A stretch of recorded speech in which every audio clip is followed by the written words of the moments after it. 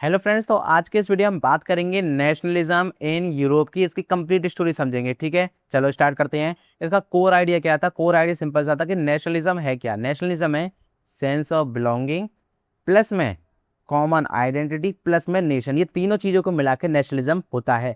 यानी कि एक कॉमन आइडेंटिटी है सभी के पास में, और एक कॉमन नेशन हो गया है, और एक सेंस ऑफ बिलोंगिंगनेस कि हम उस जगह से बिलोंग करते हैं। तो इसको मिला के नेशनलिज्म का ये आइडिया आया था। ठीक है, अब अगर हम बात करें यूरोप की, जो कि बिफोर नेशनलिज्म क्या था, यूरोप में चलते थे बहुत सारे किंगडम्स थे। यूरोप में बहुत सारे रूलर्स थे, फिर और बहुत सारे लैंग्वेज बोली जाती थी अलग अलग किंगडम में। इसकी वजह से क्या हुआ कि डिफरेंट टेरिटरीज हो गई। लेकिन जब हुआ ना नेशनलिज्म का राइज, तब क्या हुआ कि एक नेशन स्टेट बन गया। बात करते हैं फ्रेंच रेवोल्यूशन की, जो कि बिगिनिंग था नेशनलिज्म का। बिगिनिंग ऑफ नेशनलिज्म इसको हम कहते हैं।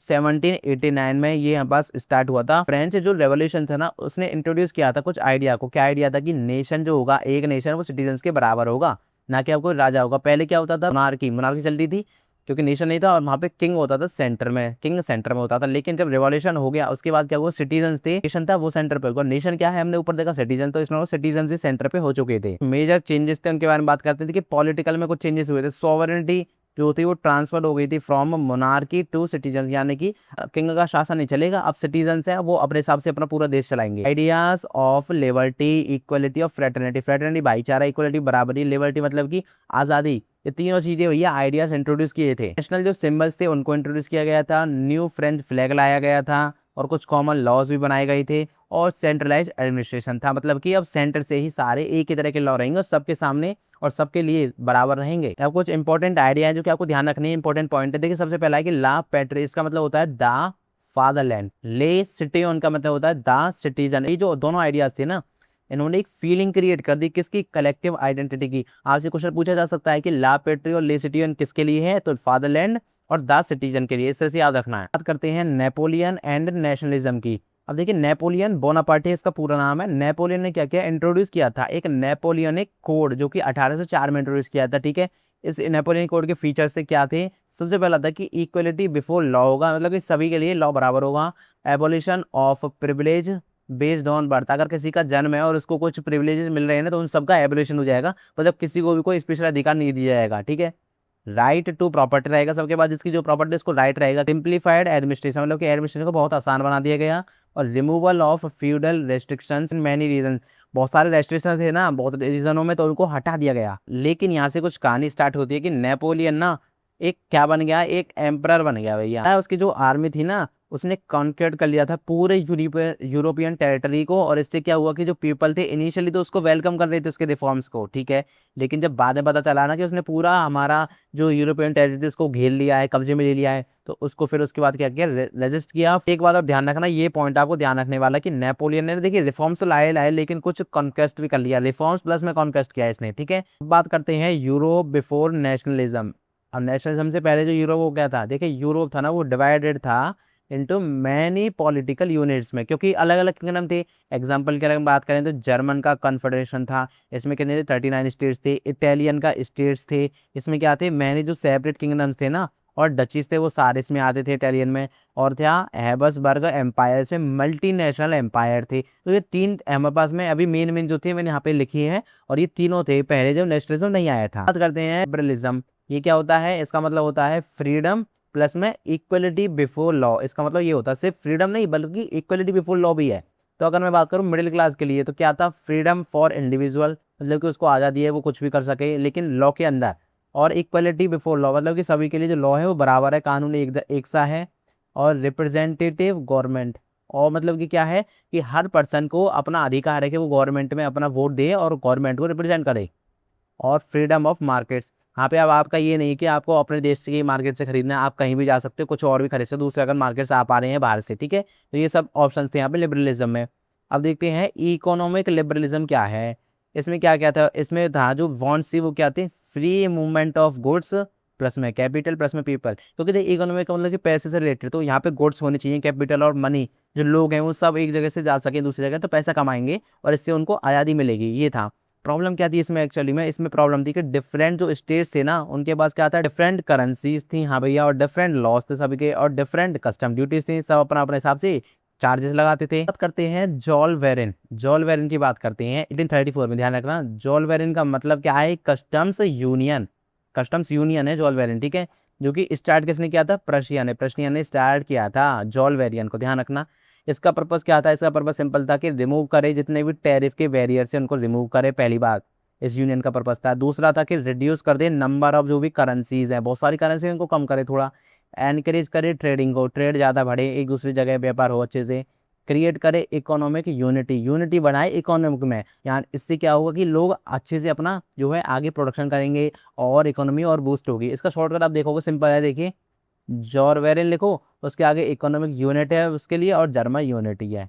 ये तीन चीज़ें मेन आपको इसके ध्यान रखना है, इकोनॉमिक यूनिटी और जर्मन यूनिटी, ये जॉलवेरियन के मेन पर्पस थे। कंजर्वेटिज्म क्या है, अब देखिए नेपोलियन जब हार गया ना, उसके बाद क्या हुआ कि जो यूरोपियन रूलर्स थे उनको रिस्टोर करना था, अपना पूरा जो ओल्ड जो ऑर्डर था उसको रिस्टोर करना था उनको। क्या उन्होंने सपोर्ट किया कंजर्वेटिव्स ने, सबसे पहला कि ट्रेडिशनल जो इंस्टीट्यूशन है उनको सपोर्ट किया, मोनार्की को सपोर्ट किया, चर्च को सपोर्ट किया, सोशल हायरार्की को सपोर्ट किया और प्रॉपर्टी को सपोर्ट किया। ये सारी जो चीज़ें थे ना, जब नेपोलियन हरा दिया गया ना, तो उसके बाद जो कंजर्वेटिव लोग थे उन्होंने ये सारी चीज़ों को सपोर्ट किया, ठीक है। तो इससे भी क्वेश्चन आ सकता है। बात करते हैं कांग्रेस ऑफ वियना की 1815 में हुआ था, इसको किसने लीड किया था, ड्यूक मेटरनिच ऑफ ऑस्ट्रिया ने लीड किया था। इसका मेन एम क्या था, इसका सिंपल सा एम था कि रिस्टोर करे जो भी कंजर्वेटिव ऑर्डर जो हमने ऊपर देखे ना, उनको रिस्टोर करने का इसका मेन पर्पस था, मेन एम था। कांग्रेस ऑफ वियना बना था यहाँ पर, ठीक है।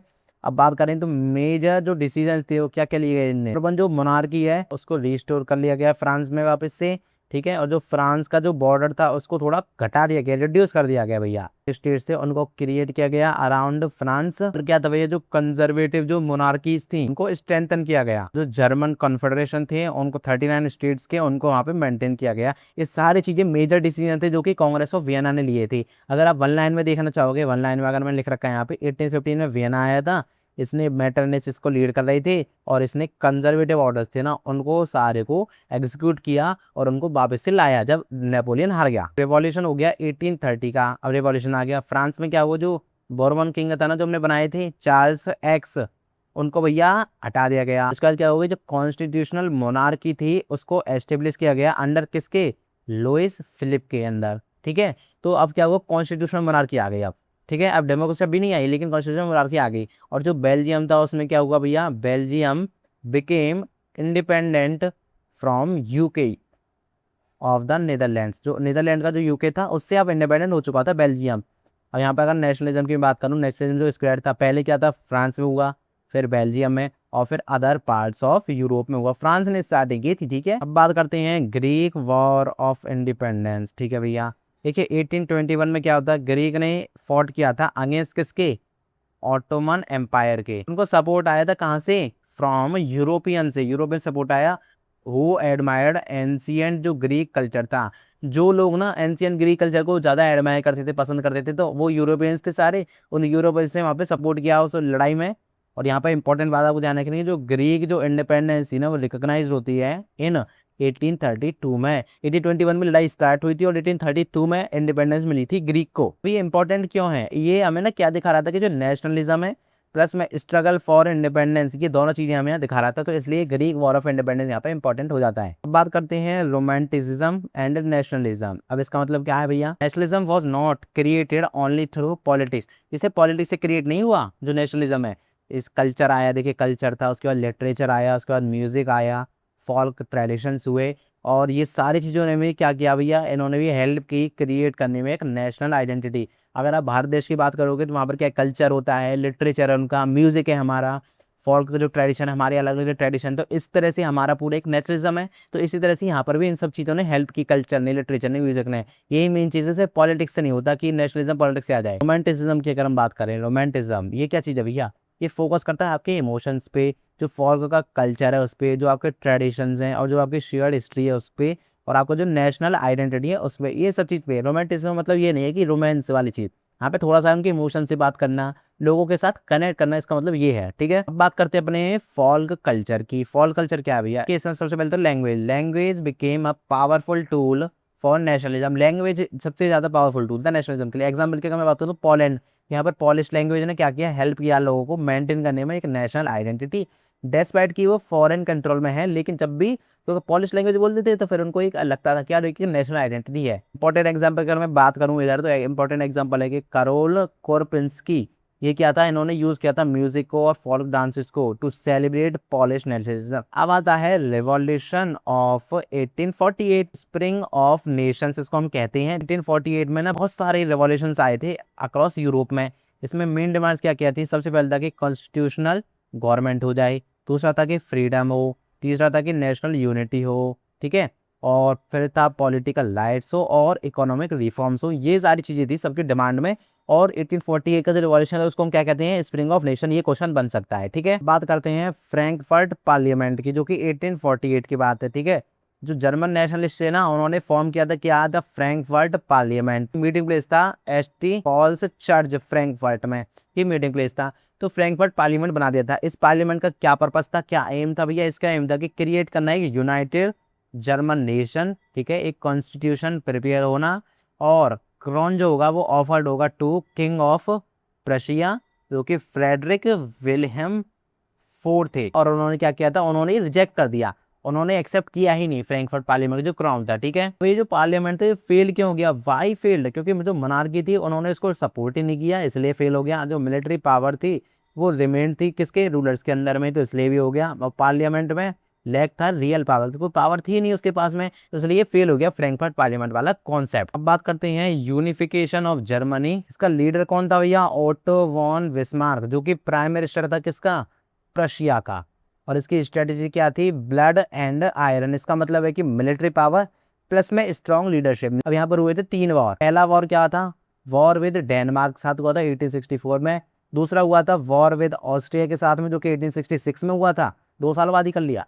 और तीसरा हुआ था भैया वॉर विद फ्रांस, जो कि 1870 के और 71 तक हुआ था। इसका रिजल्ट क्या रहा, ये सारे वॉर हुए थे जब, तो भैया जर्मन जो एम्पायर था वो उसने प्रोक्लेम्ड हुआ था 1871 में at hall of mirrors Versailles में। जो किंग ऑफ रशिया था वेन फर्स्ट वो जर्मन एम्पायर बन गया भैया। अगर मैं जर्मनी का पूरा शॉर्ट को बताऊं तो बिस्मार्क था, उसने ब्लड एंड आयरन की अपनी कॉन्सेप्ट लाया, 3 वॉर लड़े 1871 में। जर्मन का एम्पायर था उसको इसने एक्वायर कर लिया। यूनिफिकेशन ऑफ इटली, ठीक है, Italy was divided into many states, तो ये बहुत सारे स्टेट्स में डिवाइडेड था, ठीक है। तो 3 इंपॉर्टेंट जो पर्सनैलिटीज थी उसमें कौन कौन से एक थे, कोइसेप मैजिनी जो कि विजनरी था और एक आइडियोलॉग था, ठीक है। दूसरा था काउंट केवर जो कि चीफ मिनिस्टर था किसका, सार्डिनिया प्रेडोमेंट का, ठीक है। तीसरा था गुइसेपे गरिबल्डी जो कि मिलिट्री लीडर था। ये 3 थे इसके मेन पर्सनैलिटी। बात करते हैं मजीनी के बारे में। ये क्या बिलीव करते थे कि Italy should become one United Republic. Founded थे यंग इटली, का गोल क्या था कि यूनाइटेड इटालियन रिपब्लिक इनको बनाना है। तीसरे थे केवर जो कि लीडर थे कहाँ से, सार्डिनिया पिडमोंट से, ठीक है। इन्होंने क्या किया, डिप्लोमेसी प्लस वॉर, इनको ये यूज किया इन्होंने, ठीक है। अलायंस किया इन्होंने किसके साथ है, फ्रांस के साथ में, फिर कर दिया ऑस्ट्रिया को 1859 में। भैया तीसरे थे पास में गरीबाल्डी, इन्होंने क्या किया, लीड किए थे इन्होंने रेड शर्ट्स को, ठीक है। इन्होंने किसको कैप्चर कर लिया, किंगडम ऑफ द टू साइसिल्स। बाद में इन्होंने जो टाइटल्स थे ना इनको हैंड कर दिया, किसको किसको दे दिया, विक्टर इमैनुअल सेकंड को दे दिया इन्होंने, जो ये जीती दोनों ही टाइटल्स। बात करते हैं इटली यूनिफाइड की, इटली के बारे में बात करते हैं। 1861 में विक्टर इमैनुअल सेकंड थे जो कि किंग बने थे यूनिफाइड इटली के, और 1870 में Rome become part of Italy. Italy का शॉर्ट का ध्यान रखो, देखिए मजीनी का आइडिया था, केवर की डिप्लोमेसी थी, और गरीबाल्डी का एक्शन था, और विक्टर इमैनुअल सेकंड जो थे वो किंग बन गए। बात करते हैं ब्रिटेन के बारे में। बिल्कुल ही एकदम डिफरेंट पाथ था ब्रिटेन का भैया। Britain did not become a nation state through one sudden revolution, एक झटके में नहीं बना। इंस्टेड क्या हुआ कि इंग्लैंड था, प्लस में स्कॉटलैंड, प्लस में वेल्स, प्लस में आयरलैंड, ये धीरे धीरे साथ आए, ठीक है, और धीरे धीरे बनने लगा। सबसे पहला एक्ट ऑफ यूनियन आया 1707 में, जो कि इंग्लैंड और स्कॉटलैंड यूनाइट हुए इसमें। यहाँ से हमें क्या मिल गया, United kingdom of great Britain हमें मिल चुका है, ठीक है। आयरलैंड आया 1801 में, आयरलैंड भी इनकॉर्पोरेट हो गया इसी में भैया, यूनाइटेड किंगडम में 1801 में हुआ था। बात करते हैं ब्रिटिश आइडेंटिटी की। प्रमोट कैसे हुई थी, ब्रिटिश फ्लैग से हुई थी, नेशनल एंथम बन गया था इनका, इंग्लिश लैंग्वेज थी इनकी, और पॉलिटिकल इंस्टीट्यूशन थे। तो इस तरह से इनकी जो ब्रिटिश आइडेंटिटी थी ये प्रमोट हुई थी ज्यादा। विजुअलाइजिंग द नेशन, इसका मतलब क्या है भैया, देखिए nationalism was also represented through female allegories. तो फीमेल जो इमेजेस थी उनकी हेल्प से भी बहुत ज्यादा इसको प्रमोट किया जाता है। फ्रांस में अगर बात करें तो मैरियानी, ये थे इनके सिंबल क्या था, मैरियाना जो फ्रांस में थी ना उनकी फीमेल एल्गोरीज थी, और इसको सिंबल था लिबर्टी, रिपब्लिक और नेशन, ये तीनों थे भैया। अगर हम बात करें जर्मनी में तो जर्मनी आप देख सकते हो, जर्मेनिया था, इनका सिंबल था क्या, हीरोइक जर्मन नेशन प्लस में उसकी स्ट्रेंथ, प्लस में यूनिटी, ये तीनों को डिनोट कर रही थी जर्मेनिया नाम से, जो फीमेल एल्गोरिस थी। बात करते हैं बाल्कन रीजन की। ये लोकेशन कहाँ पे है? बाल्कन पेनिनसुला में, ठीक है। टूर कर रहा था टेरिटरीज एसोसिएटेड विद किस किस के साथ में? रोमानिया के साथ में, बल्गेरिया के साथ में, ग्रीस के साथ में, अल्बेनिया के साथ में, सर्बिया के साथ में, बॉस्निया के साथ में और क्रोएशिया के साथ में। बहुत सारे और भी थे लेकिन ये मेन है, इनको याद रखना है। अब ये कन्फ्लिक्ट हुआ क्यों? बाल्कन रीजन के पास थे मैनी एथनिक ग्रुप्स थे, ठीक है, और डिफरेंट रिलीजन्स थे। डिक्लाइन कर दिया ऑटोमन एम्पायर को, कंपीटिंग नेशनल एम्बिशंस, और इससे हो गया कन्फ्लिक्ट।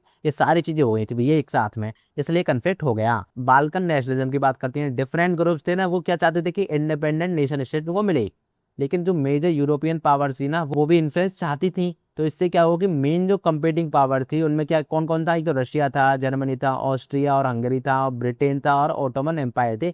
ये मेन कंपीटिंग पावर्स थी जो कि इसमें आई। अब बात करते हैं कि नेशनलिज्म क्या भैया डेंजरस क्यों बन गया? क्योंकि देखिए इनिशियली क्या था, नेशनलिज्म का मतलब था यूनिटी प्लस में फ्रीडम, लेकिन बाद में क्या होगा, नेशनलिज्म प्लस में इंपेरियलिज्म प्लस में राइवलरी, इससे हुआ कन्फ्लिक्ट, इससे हो गया वर्ल्ड वॉर 1। अगर मैं कंप्लीट जो स्टोरी है इसका पूरा फ्लो आपको बताऊंगा तो क्या है, फ्रेंच रेवोल्यूशन स्टार्ट हुआ सबसे पहले 1789 में।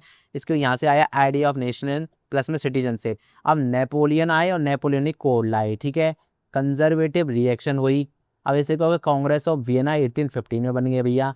लिबरलिज्म प्लस में नेशनलिज्म आ गया यहाँ तक। अब इसके बाद क्या हुआ कि जो रिवॉल्यूशन है 1830 का और 1848 का आ गया है यहाँ पे। जर्मन यूनिफिकेशन हो गया 1871 में। इटालियन यूनिफिकेशन भी हो गया था, नेशन स्टेट्स बन गए थे।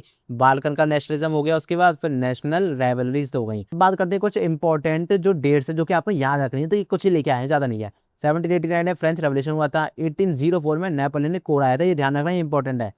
1815 में कांग्रेस ऑफ वियना आया था। 1830 में आया था रिवॉल्यूशन फ्रांस में, ठीक है। फ्रेंच अलग था, फ्रांस अलग था, रखना। 1832 में ग्रीक की इंडिपेंडेंस हो गई थी। 34 में क्या हुआ था, जॉल्वेरिंग वाला कॉन्सेप्ट आया था, पूरी हिस्ट्री। 1848 में फ्रैंकफर्ट पार्लियामेंट आया था। 1859 में केवर ने डिफीट कर दिया ऑस्ट्रिया को। 1861 में क्या हुआ, इटली यूनिफाइड हो गई। 71 में जर्मन एम्पायर हो गया भैया। और 1905 में तो स्लेव नेशनलिज्म था ना बाल्कन में, वो इंटेंसिफाई हो गया। अब इंपॉर्टेंट पर्सनैलिटीज बॉक्स, यहाँ पर कुछ पर्सनैलिटी लिखे हुए हैं, यहाँ पर उनका कॉन्ट्रीब्यूशन। नेपोलियन ने क्या दिया, नेपोलियन दिया भैया नेपोलियनिक कोड, ठीक है। मेटरे ने क्या दिया, कंजर्वेटिव ऑर्डर्स उसने दिए, ठीक है भैया। मैजनी ने क्या दिया, यंग इटली दी उसने, ठीक है। केवल ने क्या दिया, इटालियन यूनिफिकेशन करने के लिए हेल्प की। गारिबल्डी ने क्या किया, मिलिट्री रूल था ना इटली में, उसके लिए ये क्या था, रिस्पॉन्सिबल था। विक्टर इमैनुअल सेकंड, ये कौन था, ये थे किसके, यूनिफाइड इटली के। तो ये जो चार चीज़ें हैं इटली के बारे में अभी तक। अब आया बिस्मार्क। बिस्मार्क की बात करें तो जर्मन यूनिफिकेशन की बात की थी। और विल्हेम फर्स्ट थे ना, उन्होंने जर्मन एम्पायर बन गए थे, एम्पायर बन गए थे वो। Karol Kurpinski, Polish nationalism through music. Important terms हैं, उनको देखते हैं। सबसे पहला नेशनलिज्म, ये क्या है, feeling of belonging to a nation, ये नेशनलिज्म होता है। नेशन स्टेट की बात करें तो क्या है, एक स्टेट जहाँ पर जो पीपल है ना वो शेयर करें कॉमन नेशनल आइडेंटिटी को। अगर बात करें लिबरलिज्म की तो freedom and equality before law है, ये लिबरलिज्म का कॉन्सेप्ट होता है। कंजर्वेटिज्म की बात करें तो सपोर्ट करता है ट्रेडिशनल इंस्टीट्यूशंस को और एस्टेब्लिश करता है ऑर्डर्स को। जॉल वेरिन की बात करें तो customs union of German states के, जो कस्टम्स यूनियन थे किसके, जर्मन स्टेट्स के, वो है जॉल वेरिन। एलिगरी की बात करें तो ये क्या है, रिप्रेजेंटेशन है ऑफ एन एब्स्ट्रैक्ट आइडिया, मतलब कोई आइडिया एग्जिस्ट नहीं करता लेकिन जो दिमाग में है लोगों के, उसको क्या है, थ्रू पर्सन और फिगर के द्वारा हम उसको रिप्रेजेंट करते हैं। रोमांटिसिज्म क्या है भैया, कल्चरल जो मूवमेंट तो ना, एम्फेसाइजिंग इमोशंस, फॉल्स ट्रेडिशंस और नेशनल आइडेंटिटी। कंपैरिजन से उसके डायरेक्ट क्वेश्चन आते हैं, मैं यहाँ पे लिख कर आया सब कुछ। लिबरलिज्म वर्सेस अगर हम बात करें कंजर्वेटिज्म, लिबरलिज्म में क्या था, फ्रीडम थी, आपकी इक्वलिटी बिफोर लॉ था और रिप्रेजेंटेटिव गवर्नमेंट थी। बात करें कंजर्वेटिज्म में तो यहाँ पे ट्रेडिशनल इंस्टीट्यूशंस होंगे, मोनार्की चलेगी और एस्टेब्लिश करता है सोशल ऑर्डर को, ठीक है। जर्मनी वर्सेस इटली की अगर मैं बात करूँ तो जर्मनी में कौन था, बिस्मार्क आए थे, फिर प्रशिया हुआ, प्रशिया का ब्लड एंड आयरन आया, फिर वॉर हुआ और फिर 1871 तक ये पूरा हो गया कंप्लीट। इटली की बात करें तो मेजनी प्लस में केवर प्लस में गरीबाल्डी था, सार्डिनिया पिडमंट था, वॉर हुए, डिप्लोमेसी हुई 1861 में, ये भी फाइनली हो गया इटली कंप्लीट। बोर्ड एग्जाम के डायरेक्ट क्वेश्चंस लेके आए जो कि हो सकता है क्वेश्चन में आ जाए। सबसे पहला कि what was the main aim of treaty of Vienna, इसका मेन एम क्या था भैया, to restore monarchies and establish a conservative order in Europe after किसके, नेपोलियन जब हार गया था तब आया था ट्रीटी ऑफ वीना, ठीक है। अब ये ज़ोलवेरिन क्या है भैया, ज़ोलवेरिन क्या है, कस्टम्स यूनियन है जो कि 1834 में बना under the leadership of Prussia to remove the tariffs barrier जो थे एंड प्रमोट करे इकोनॉमिक यूनिटी अमंग कहाँ पे, जर्मन स्टेट्स में, सिर्फ जर्मन स्टेट्स की बात हो रही है। गुइजेप और मेजनी कौन है भैया, मेजनी एक इटालियन रिवॉल्यूशनरी है जो कि बिलीव करता था एक यूनाइटेड और रिपब्लिकन इटली के लिए ही founded young Italy. Role of Bismarck and process of German unification through कौन से प्रशियन मिलिट्री जो पावर्स ना उसकी हेल्प से, और उसकी जो policy of blood and iron था उसकी हेल्प से। इसने यहाँ पे भैया पूरा जो लीड किया था प्रोसेस को, जर्मन यूनिफिकेशन जो प्रोसेस थी। जो बाल्कन रीजन है अ सेंटर ऑफ टेंशन क्यों बन गया भैया? Because of ethnic diversity, nationalist ambitions थे यहाँ पे, और डिक्लाइन हो गया था ऑटोमन एम्पायर का। और राइवलरी थे ना, बहुत सारे ना लोग आपस में दुश्मन हो गए थे यूरोपियन पावर्स में, और सबके बीच में राइवलरी आ गई, इसलिए यहाँ पर सेंटर ऑफ टेंशन ही बन गया। ठीक है, एक कॉम्पिटेंस क्वेश्चन भी लेके आया हूँ कि एसरसन है यहाँ पर कि nationalism became a source of tension in the Balkans. और रीजन क्या है कि डिफरेंट जो एथनिक ग्रुप्स थे वो इंडिपेंडेंट चाहते थे नेशन स्टेट्स की, वाइल जो यूरोपियन पावर्स थी वो compete कर रही थी फॉर इन्फ्लुएंस। तो इसका आंसर क्या है कि दोनों स्टेट में बिल्कुल सही है। हाँ भैया सही है, क्योंकि जो रीजन है ना वो करेक्टली एक्सप्लेन कर रहा है सेशन को, यही तो हमने ऊपर देखा है इससे पहले क्वेश्चन में, और वही चीज यहाँ पे है बाल्कन वाली। ठीक है, अब बात करते हैं 5 सेकंड मेमोरी ट्रिक की, जो कि आप फटाक से इसको रिवाइज कर सकते हैं। फ्रेंच रेवोल्यूशन रिलेटेड है, नेशन प्लस सिटीजन की बात की गई यहाँ पे। वीना की बात करेंगे तो 1815 में हुआ था। मेटरनिक और कंजर्वेटिव की बात होती है, जर्मनी में बिस्मार्क थे। ब्लड एंड आयरन की बात होती है 1871 में। इटली की बात करें तो मेजनी, केवर और गरीबाल्डी, एमेनुअल सेकंड आए थे यहाँ पर। सिंबल्स की बात करें तो फ्रांस में था भैया मैरियानी, और जर्मनी में था जर्मेनिया। ठीक है, फाइनली हमारी वीडियो का लास्ट पॉइंट है रिवीजन बॉक्स, पूरी वीडियो का समराइज हो जाएगा ये। फ्रेंच रेवोल्यूशन था, बर्थ ऑफ नेशनलिज्म थी भैया। नेपोलियन ने कोल्ड लाया था। वियना क्या था भैया? कंजर्वेटिव रेस्टोरेशन था। लिबरलिज्म का मतलब था फ्रीडम प्लस में इक्वलिटी। जोल्वेरन का मतलब था जर्मन इकोनॉमिक जो यूनिटी है। मैजनी था यंग इटली का फाउंडर। कैवॉर ने डिप्लोमेसी लाया। गरीबाल्डी रिसर्च वाला इम्प्लीमेंट किया। बिस्मार्क की बात करें तो ब्लड एंड आयरन वाला कॉन्सेप्ट था इसका, जर्मनी 1871 में हो गया था। पूरा नेशनलिज्म इटली 1861 में हो गया। फ्रांस मैरियानी, जर्मनी की है भैया। और बाल्कन्स में क्या होता है? नेशनलिज्म प्लस में राइवलरी हो गई थी। इस तरह से ये हो चुका है हमारा पूरा कॉन्सेप्ट और चैप्टर कंप्लीट। जो चैप्टर 1 था सोशल साइंस क्लास 10th का, क्योंकि था हमारे पास में राइज ऑफ नेशनलिज्म। तो फ्रेंड्स, आपको अब नेक्स्ट वीडियो किस टॉपिक को चाहिए आप कमेंट सेक्शन में बताना, और अगर आपको ये वीडियो अच्छा लगा हो, पसंद आया हो, तो वीडियो को लाइक भी कर देना।